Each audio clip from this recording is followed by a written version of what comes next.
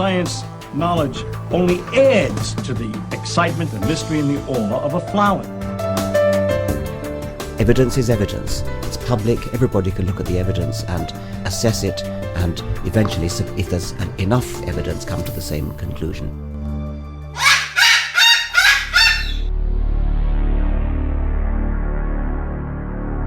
Cockatoos with attitude. Cockatude.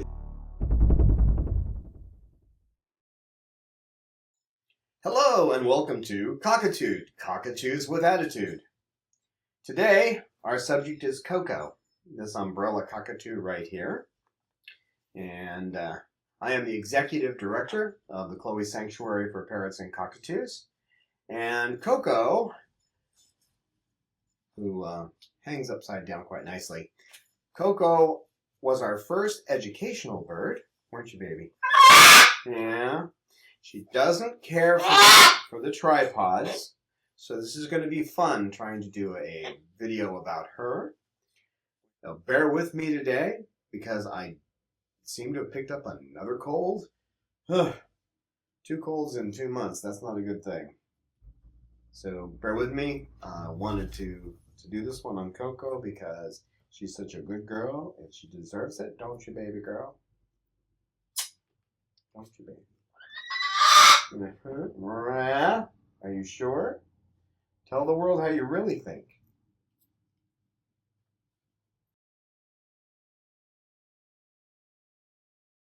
And there's Peaches, and Roman, and Cause, and Coco, Coco Bird, Sugar Bird, Sal, and Simone. Moaner. She moaner. Sal, what's up? You cutie pie. That's my cute girl. Sugar Bird. Sugar Bird. Oh, you know you're cute. You're the subject of today. Hey, Cause, wake up over there. And Peachy girl.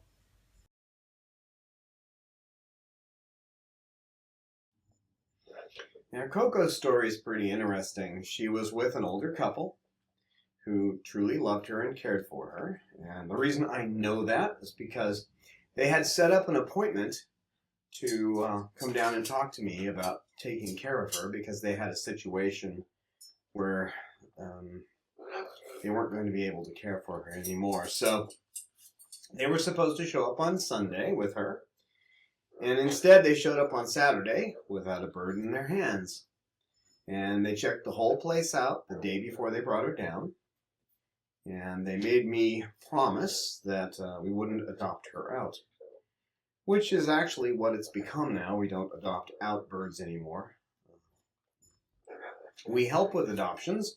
We will help if somebody has a bird they're trying to find a home for. We will put up notices and let the word out that there's a bird that needs help, but we don't bring them in and get them all healed up and then put them back out there. What we found, hi Roman, what we found is that when you do that, most people, even if they've taken some training, they just can't handle them. And so they end up coming back to us all messed up again, and we have to go through the whole process of trying to heal them. And we lose some trust in that too, because when you had a bird with you and you give them to someone else and they come back, you can tell some of the trust that you developed is gone. And it's hard to get it back. We do not bring every bird in when we're doing recording, especially birds like Cecil, who all the females in the room will be trying to get to. And he's a sneak. He'll sneak away and try to get to one of those females too. But back to Coco. So we brought her in, and when we brought her in, and her wings, she was clipping off her primary feathers and her secondary feathers right at about this point. She was clipping her feathers on both sides, and she'd been doing that since she was a year old. And We train birds, by the way, so that they'll do this, the full display of the feathers, so we can check their wings.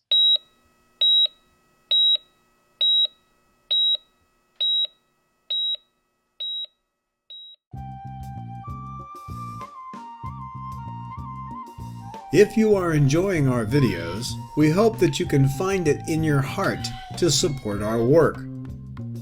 It costs between $25,000 to $30,000 a year to care for our flock of heartbroken and abused birds. Most of our birds came with feather destructive disorder. Even a basic exam with blood work costs $300.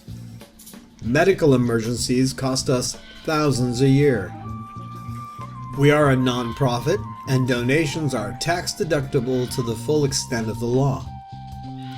We need your support. Birds deserve a happy and healthy life. Become our patron at www.patreon.com/Chloe Sanctuary to support us on a per video basis, or donate at our webpage today. We train birds to do this, to spread out their wings, so that's part of our examination every day, is to be able to check their wings to make sure they don't have any. I love you too, sweetheart. They don't have any destructive behavior or no other issues that are cropping up on their wings, and of course there are other things we train them to do. I don't think you want to sit on her head, do you? Do you, Cause? You can sit down here. Okay, you guys can preen. She'd been doing that since she was about a year old. They brought up a binder, which I'll pop into the video. The binder has an incredible amount of information, along with feathers, which she destroyed and cut in half. And they tried everything short of psychotherapeutic drugs to get her to stop this behavior. And it has been a combination of environmental changes and psychotherapeutic drugs that have brought her around.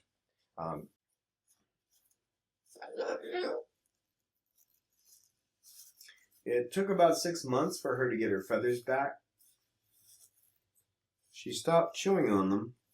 It was obvious she wasn't chewing on them, but they were broken off, and it takes a while for them to fall out.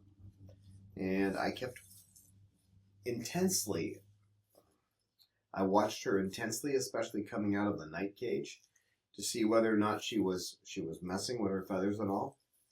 And fortunately, the dosage we had from the beginning was pretty close to what she needed. But she's been flighted now for quite a while, haven't you, baby? Haven't you been flighted for quite a while? Huh? You have. Yeah. Well, really?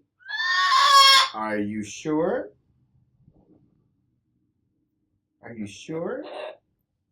Why don't you show them what it's like when you want something and you're not getting it? Why don't you show them what it's like when you want something, and you're not getting it? Are you going to sulk? She does that too. She'll sulk if you don't. Then she'll start the I'm going to chew my back if she doesn't get what she wants. It doesn't usually turn into feather destructive behavior, but she'll do that.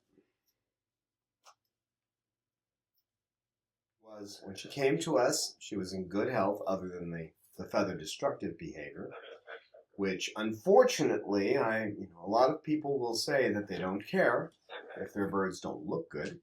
They only care about their birds. I love you too, Roman. But the issue is that the way the disease progresses is first they destroy their feathers, then they cut their bodies, then they die of infection. So for that reason, I love you too, Roman. So for that reason, you need to care.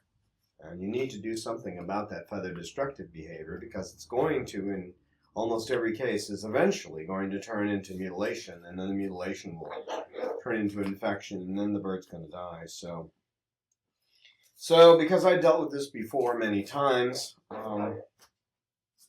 I treated it as a fatal disease that if you don't treat it, it's going to end up in the death of the bird.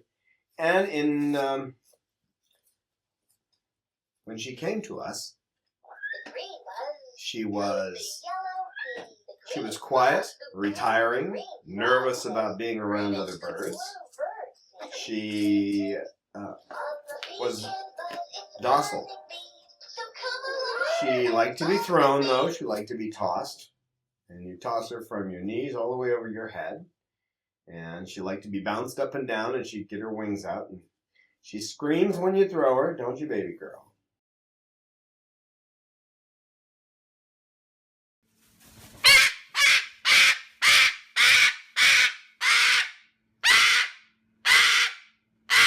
Yeah? Are you sure? Are you sure?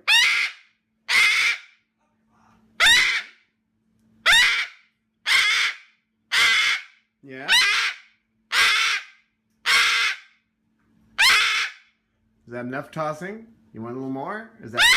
You done? You ready to get down here? You done?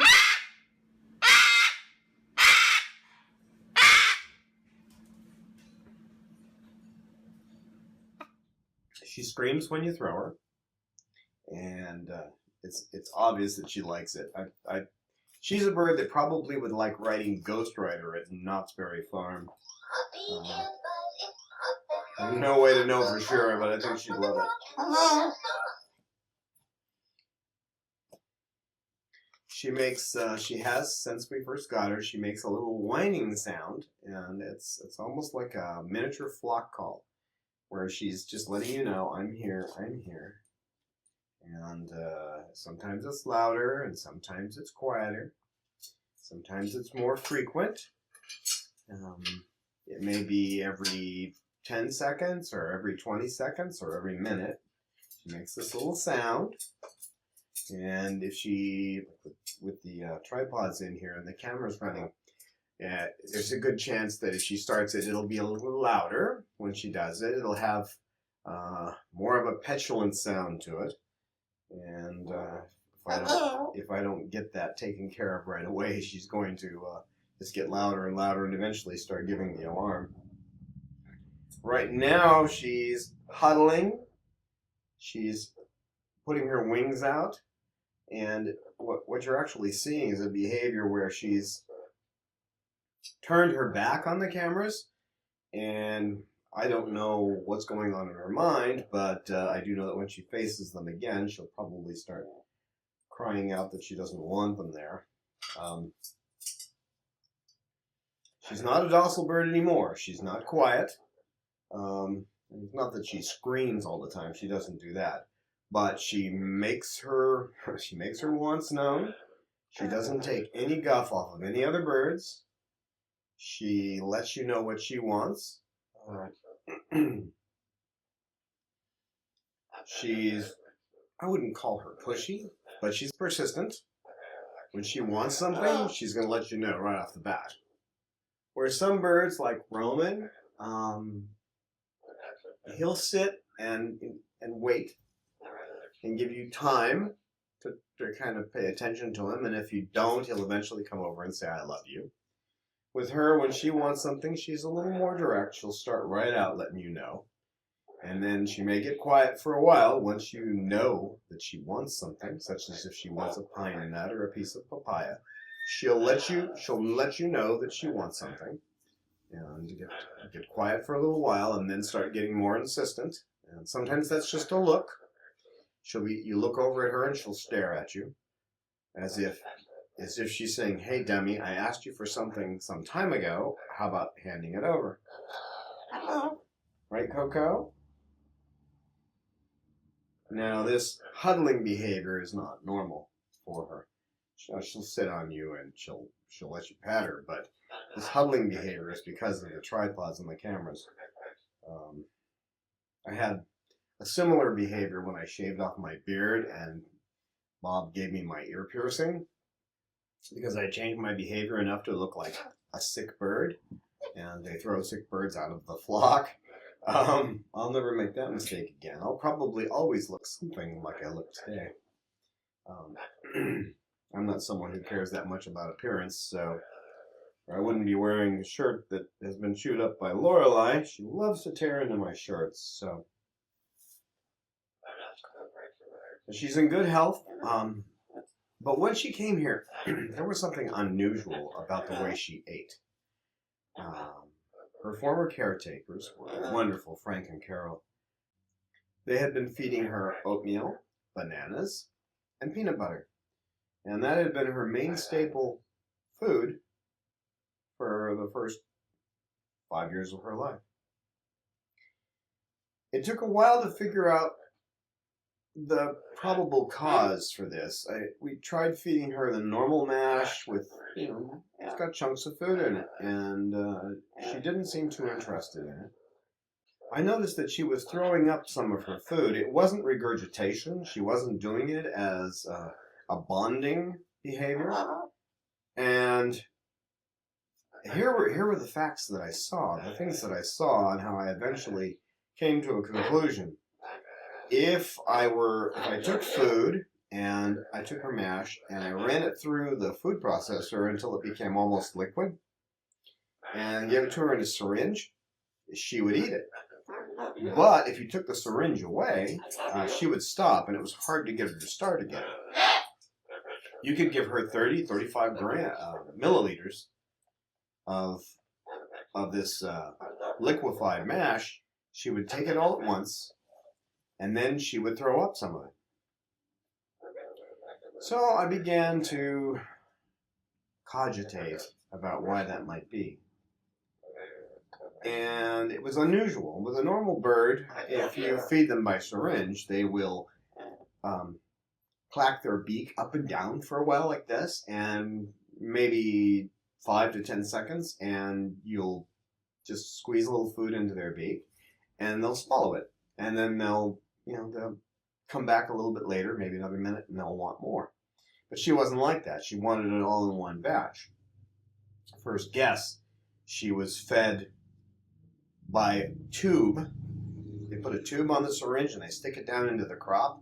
If they've got a whole bunch of birds that they're raising, remember, we're talking capitalists here. They're only concerned with making money in most cases. So if they've got a bunch of birds, rather than give them the time that they need, they stick a tube down their throat and force food into their crop. Done, next, done, next, done, next. They can go through a whole line of birds and be done in quite a short time. Where if they have to feed it to them and they're going to lap it up, they have to run down a line of birds and then go back and start over. And that's not cost effective. So now there's another thing that often happens, too often happens. If they don't check the actual temperature of the food they're feeding the birds with a thermometer, and they give it to them too hot, it can damage their crop and it will never heal properly. So what happens then is that the bird can't eat solid foods anymore. It can only eat liquid foods, liquefied food, and or things that it can chew very fine. Like she eats pine nuts is a good example, or papaya that she can turn into mush with her beak. So my conclusion, based on her behavior when she's eating, is that when she was tube fed, she had a tube put into her crop. She was fed food that was too hot. Her crop was damaged, and she'll never be able to eat normally. But she's getting full nutrition now. She's not just getting oats and peanut butter and banana mash together, warm. Now she's getting a warm mash, and it's just put it to the side of her beak, the 60 milliliter syringe, and let her eat as long as she will. That's usually about 30 milliliters. And then I'll come back, and sometimes she'll take in another 10, up to another 10. She'll usually end up throwing up at least 5 milliliters. So it appears that this is what happened, is she was in a farming situation where the main thing was making money, and she was fed with a tube. Don't know that for sure, but working on that basis and feeding her a liquid diet, basically, liquefied mash. She's eating Bob's mash now, which has the rowdy bush in it. It has greens. It has a variety of vegetables and squash and carrots and a little bit of celery and some peppers and things like that. But it does contain the rowdy bush, so we know that the basis of nutrition is in there.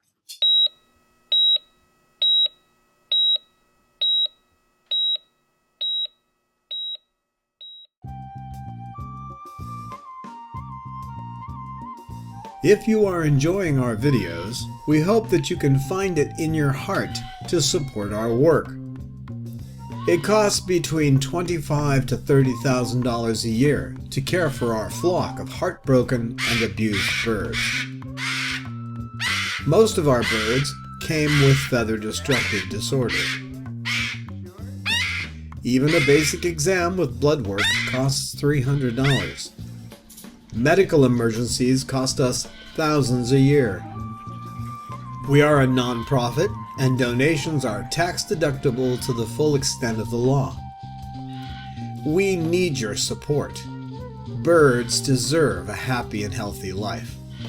Become our patron at www.patreon.com/Chloe Sanctuary to support us on a per-video basis, or donate at our webpage today.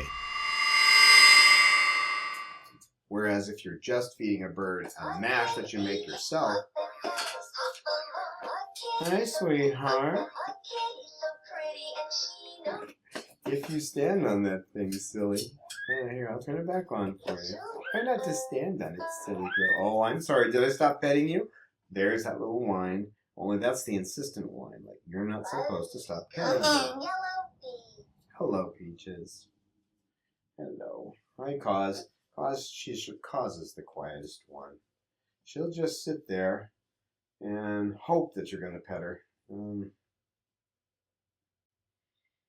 So based on that, it's important anyone, something happens and she's to the sanctuary and she needs to go to a new home.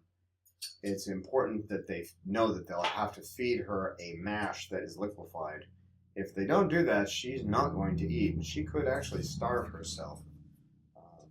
For the longest time, I kept trying to feed her the mash, but I ended up still having to feed her the peanut butter and oatmeal and bananas after I had attempted to feed her the mash.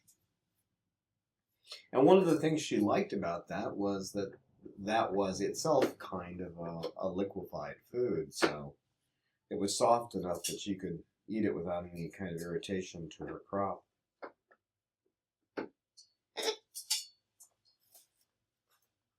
So when you get a new bird in that you're trying to take care of, you're going to run into issues. Now, some people say that, if you get them from a breeder, you have a better chance and that kind of thing. But in this case, her problems, I can almost guarantee, were due to what the breeder did to her.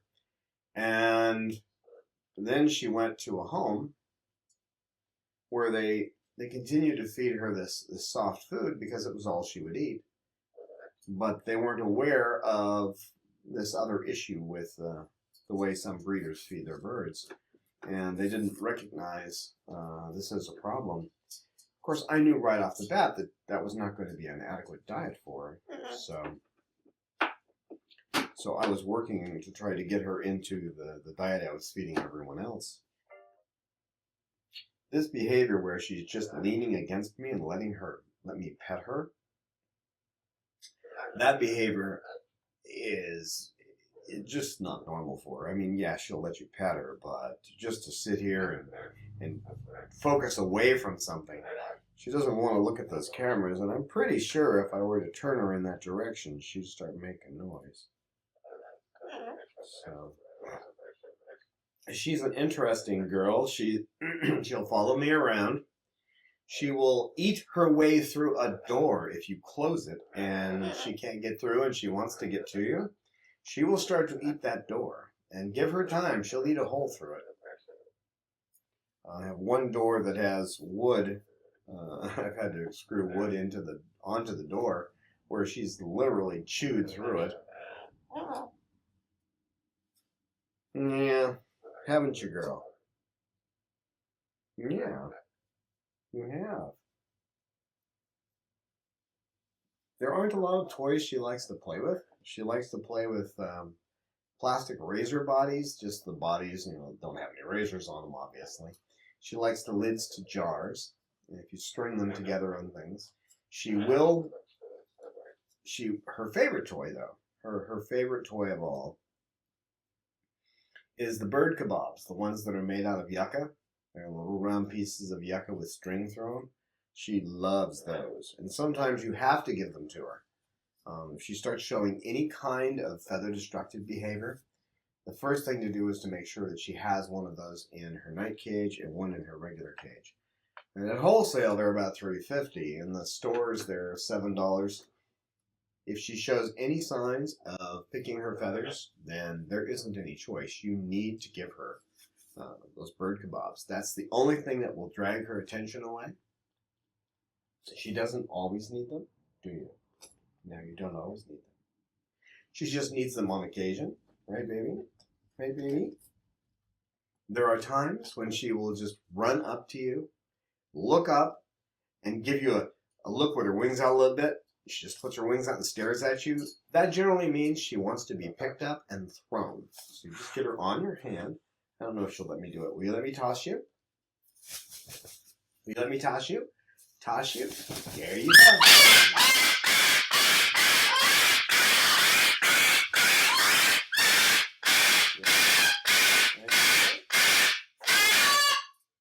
Yeah? Yeah? Yeah? You want to go high? You want to go high? You want to go high? You want to go high? You want to go high? Yeah. Yeah? Mm-hmm. Yeah. What a good girl. Yeah, what a good girl. You like it? So she'll want to be tossed like that. That'll be why she's standing there staring at you? Because she wants to be tossed? Yeah. Good girl. She's a good girl. I know. I can tell you're still nervous about the cameras. I know. She's generally pretty active. She's generally preening some other bird or playing with another bird or getting involved in something. Once in a while she'd go sit on a cage by herself, out of the way. But when she first came here, that was her normal mode. She would just sit on the cage and sit on the cage somewhere and not be involved in anything. There actually isn't a bird here that is tough enough to go up against her. She will not tolerate anything, any kind of guff off of any other bird. She won't tolerate it off of me either. If she doesn't want to do something, she'll get those wings out and she'll fight me. She'll get those wings out and she'll fight me. And it's not that I'm fighting against her. I'm not at that point. I'm just holding her out, waiting for her to calm down. But when she wants something, she's going to let you know. And she's going to fight for it. Hey, Sal, you want to come over? Come on, Sal. What's up? What's up, Sal? Where are you going? Yeah. Okay. Yeah. Gets along with her pretty well, don't you, boy? You guys don't have any issues together, do you? Yeah. He's got some abandonment issues, but he's pretty much overcome those now. Haven't you? Haven't you? If he's got any issues, it's mating season. From November until March, you have to be careful that he doesn't try to mate with you, because the last thing you want to do is be mated to a 4-year-old Moluccan. and he was acting like a cruise missile with his former caretaker. And he's got a big beak, don't ya? Don't laugh at me. Don't laugh at me. This one is just being so clingy right now, and it's not her normal behavior. If there were no cameras in here, she would probably want to be sitting on a perch, preening Cause, or preening with Simone, or sitting next to Sugar preening, or preening with Bob. Actually, she gets Bob to preen her. Our approach to dealing with her feather destructive behavior was to start off giving her Haldol at the level for her weight, which was roughly 0.11 milliliters. And miraculously, that was about her normal dose.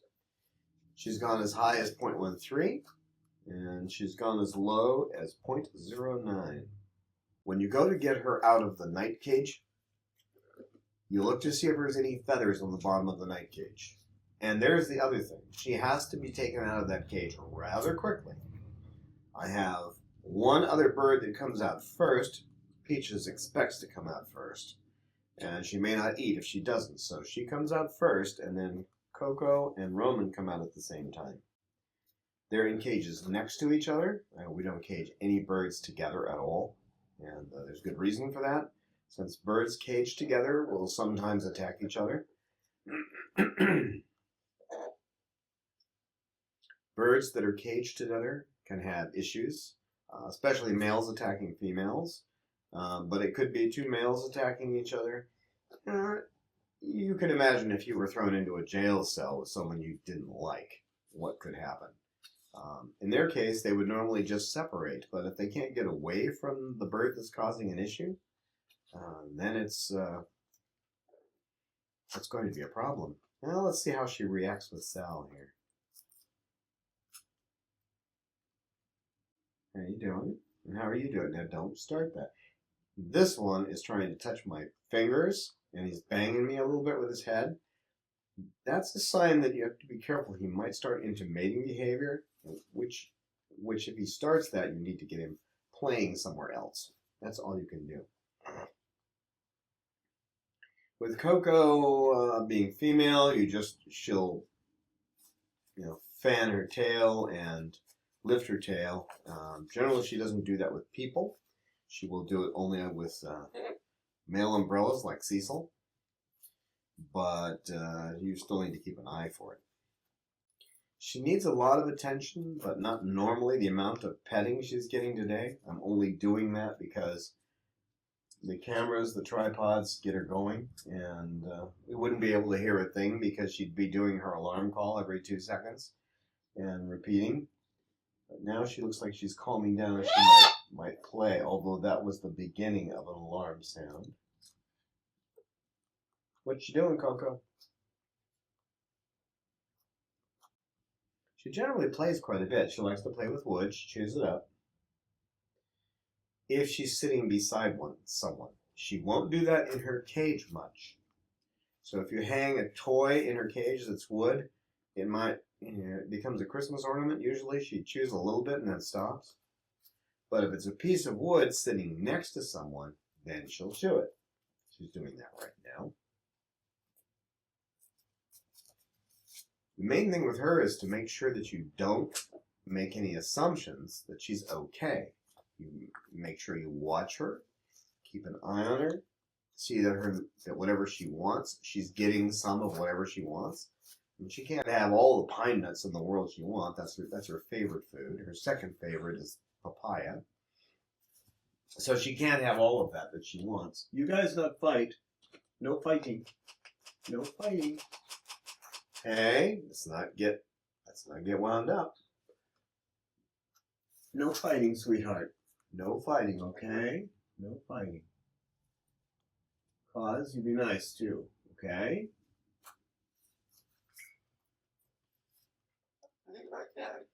So it's important to keep an eye on her. Make sure that she gets enough food.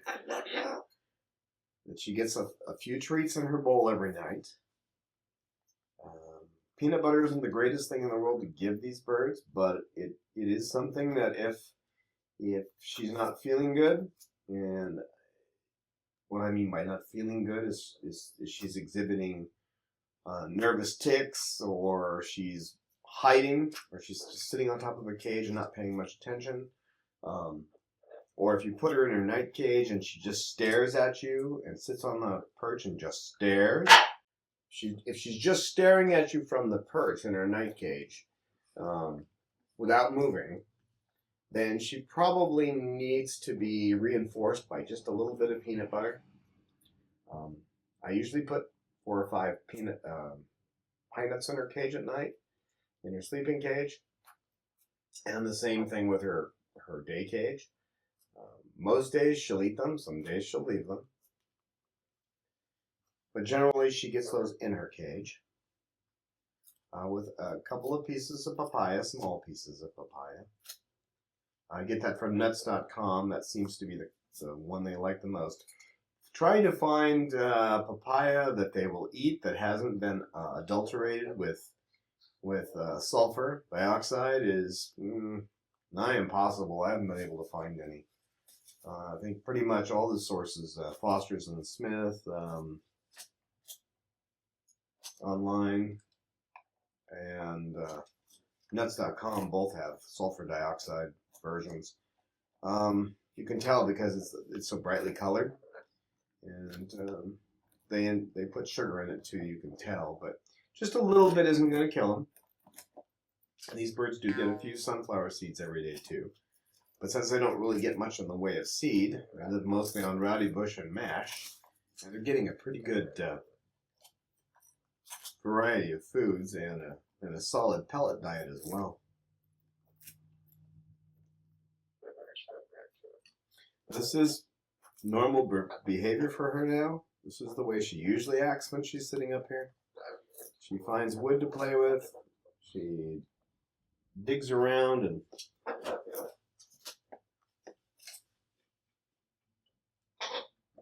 she'll get involved with other birds at the same time if they come up. She's basically ignoring Sal right now. This is the kind of behavior we see around here most of the time. She's finally starting to get used to those tripods. I say that and we'll watch. She'll start screaming.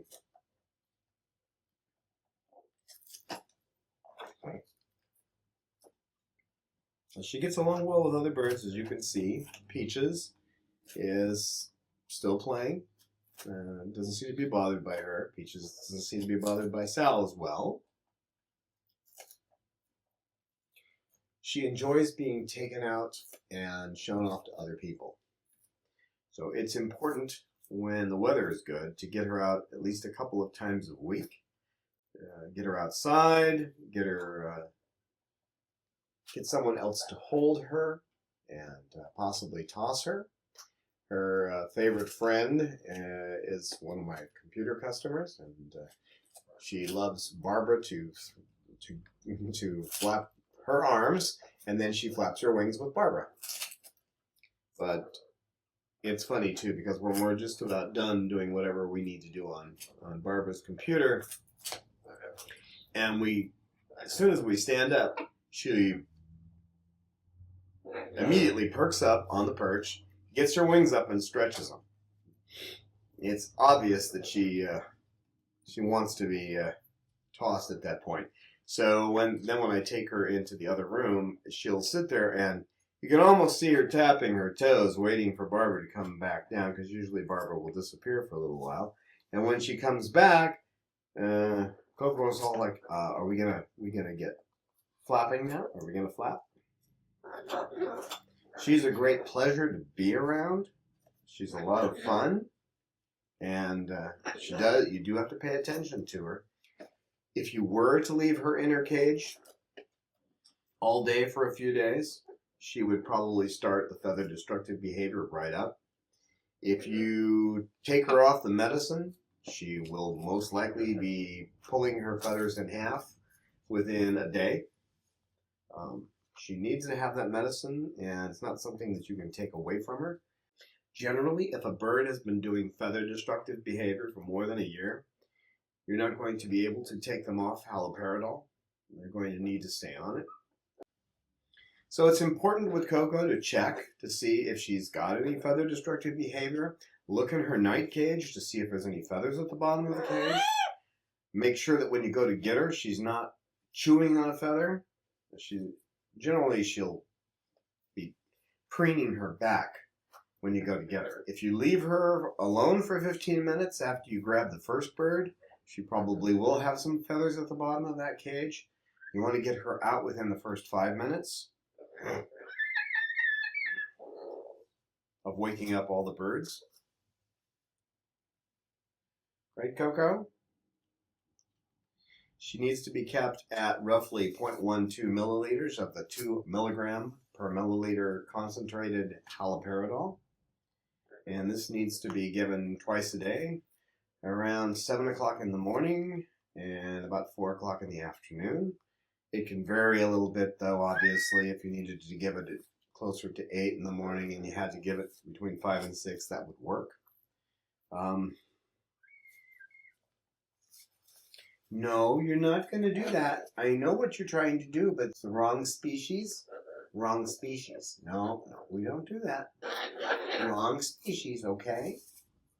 Wrong species. No, we're not going to do that. No, don't tell me we are. We're not. See if you'll sit over here. Go on.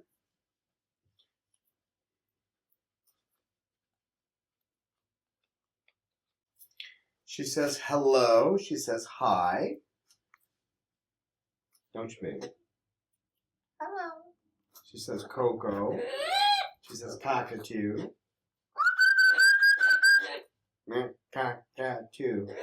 Yeah. Yeah. Rah. Rah. Rah. Rah. Hello. You're so cute, Coco. You are. Hello. She's such a good girl.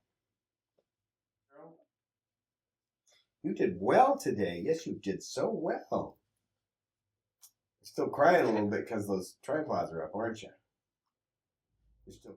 It's critically important that any room which has any electrical cords in it, that you get those metal corrugated protectors and that you take that and apply it all the way down to whatever the appliance is and put a new end on it. That's the only way you're going to get it inside one of those anyway. So they're about 1 inch in diameter, and then you run the cord through it, and you cut the end off, you run the cord through it, and then get the end back on it.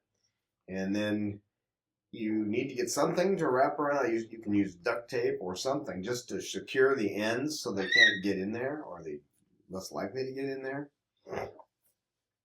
Because this one is a cord eater. And she'll focus on it. If there's a cord she can get to, she's going to eat it. Aren't you, Coco? You're a cord eater. Yep. You can tell when she sees something in a room and she's targeting it, and which means she's going to go get it and destroy it. She will just perk up and stare at it and then move towards it. That's all you really need to know.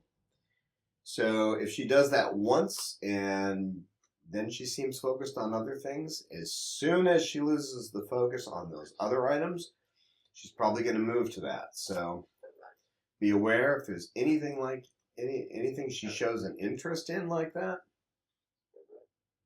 it's probably something you're going to either need to get out of her environment or just make sure it's a safe item to have and you don't mind losing it.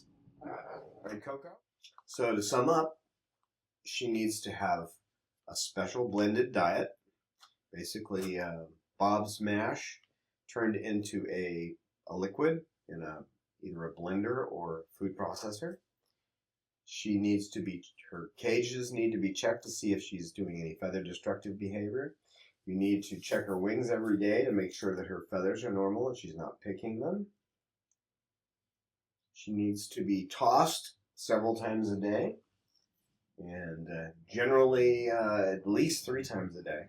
She gets upset if she doesn't get thrown regularly, and she likes to get thrown and vocalize, don't you, baby? When she says hi and you're throwing her, by the way, that means she wants to go high. She's not saying hello. She's saying like, hi, wait, throw me hi. So she needs to have that done. She likes her treats, and she needs some opportunity to forage a little bit for the kind of things she likes, which is basically pine nuts and papaya. Hello. She needs to have her Haldol. And at the moment, that is 0.12 milliliters of the 2 milligram per milliliter. And she needs socialization with birds and with people. If you can do those things with her and pay attention to what she asks and keep an eye on her to see what she's getting into so that she doesn't tear up electrical cords and possibly set fire to herself or electrocute herself or set fire to the house. She's given toys when she's in a situation like this that she can chew, and that she's given the bird kebabs in her cage along with regular toys that other birds get, like the ones we have with the wood and the chain and the beads and that kind of thing, and the leather and the rope on them.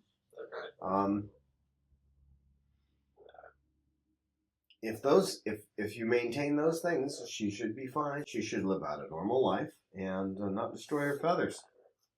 So that's Coco, right, Coco? You gonna stay down there?